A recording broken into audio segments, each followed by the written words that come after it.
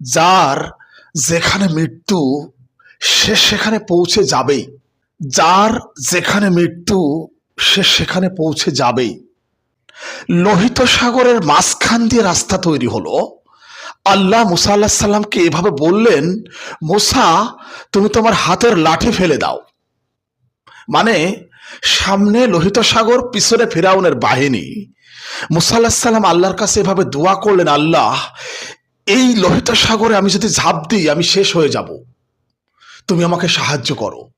আল্লাহ বললেন এভাবে, মুসা আমি তোমাকে ফেরাউনের ওই বিশাল বাহিনীর বিরুদ্ধে একা ছেড়ে দিইনি, আমি তোমাকে সাহায্য করব। আল্লাহ তখন বললেন মুসা আলাইহিস সালামকে, মুসা তুমি তোমার হাতের লাঠি ফেলে দাও।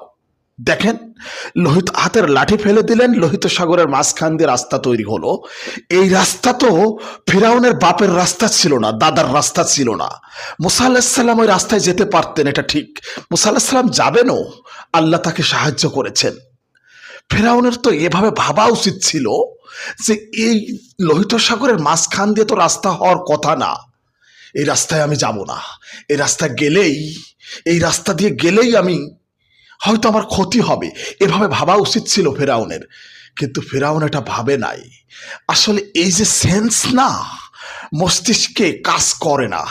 আমি কি বলেছি, যার যেখানে মৃত্যু সে সেখানে পৌঁছে যাবেই। কাজেই ফেরাউনও সেখানে পৌঁছে গিয়েছিল। এটা হয়তো ভাবেন না, এটা হয়তো এভাবে ভাবেন না।